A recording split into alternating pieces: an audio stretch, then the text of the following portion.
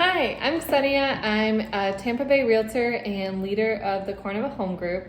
And today I wanted to dive deeper into appraisals.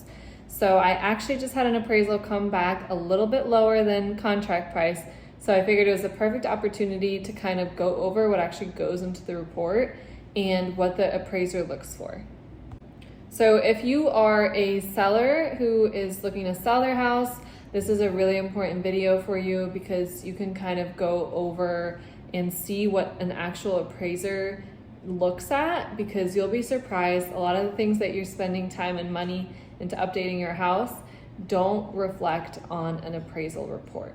So I haven't seen very many videos out there where realtors actually show a true appraisal report. I'm going to wipe off the addresses and things like that, but I haven't seen very many videos like that, if there's any at all.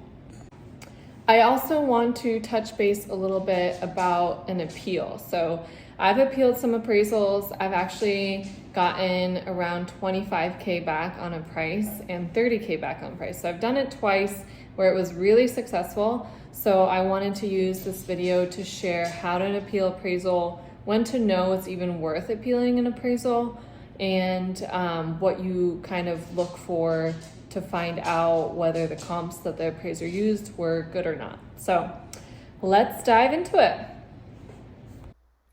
So appraisal reports are usually around 30 pages long. So there are 2 pages where they actually show this chart of comps. So usually they pull at least 3 to 5 comps, and if there aren't enough, then obviously there's less. But as you can see on the left-hand column, that's kind of all of the things that the appraiser truly cares about. So it obviously the sales price of the past home, the date it sold, the location, site, view, if it has like a water view, things like that, the style of the home. They look for similar homes like ranch style, modern, things like that.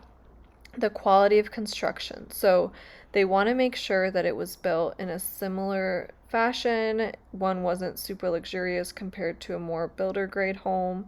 So they look at things like that. They look at the age of the home. They want similar aged houses, and condition. So condition is usually what people think is viewed at when they update their kitchen, they update their bathrooms, things like that. So they don't get the full return on investment. So if somebody put in quartz counters versus granite counters, some appraisers might think that's the same condition because they're both stone counters, they're both nice. So it depends on the appraiser. One of the things to note is that it's still a subjective report.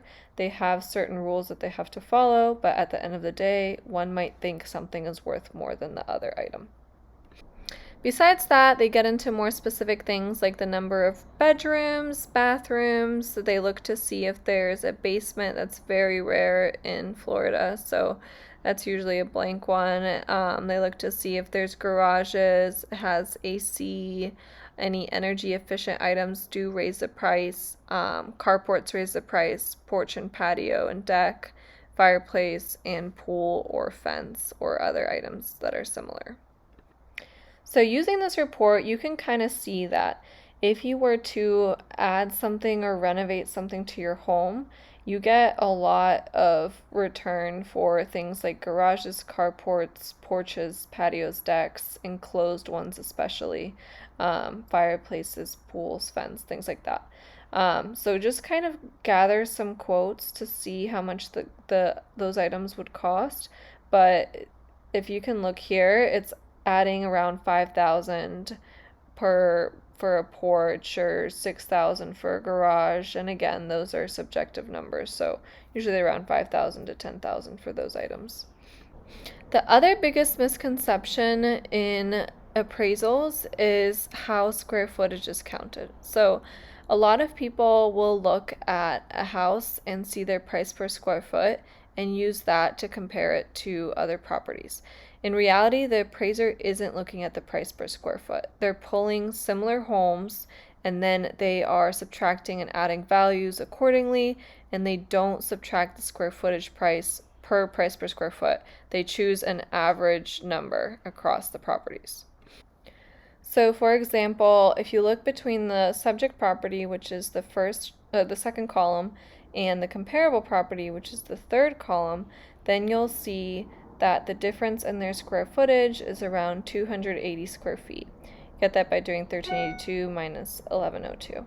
And then this appraiser subtracted 25,000 from the value of the second comp, and that ends up, when you divide that by the square footage difference, that ends up around $89 per square foot. So from studying these appraisal reports, usually they end up doing around $100 per square foot difference. So if you're familiar with the market, you don't really find a house for $100 per square foot. So if you look at that number, you now realize that they're not subtracting the actual price per square foot amount.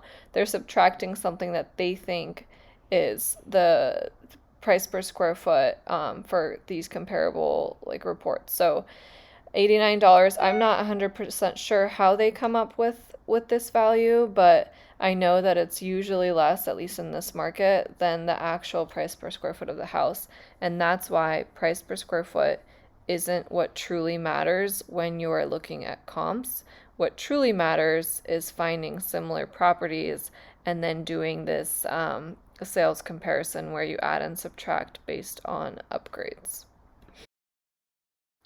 So once you review these reports and you look at the comps and you think maybe they're missing something, or maybe it's an inaccurate appraisal and you pulled completely crazy comps, which does happen, and you want to appeal it, you have to get permission from the buyers to appeal it and the lender to write the appeal report. So what I usually do once we get the permission as a listing agent is I come up with better comps, and then I do this cover letter that I'm showing you here.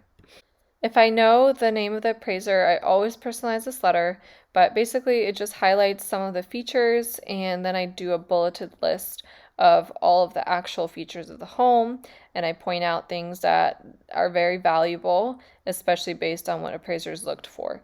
And then I include in one whole PDF a bunch of the comps.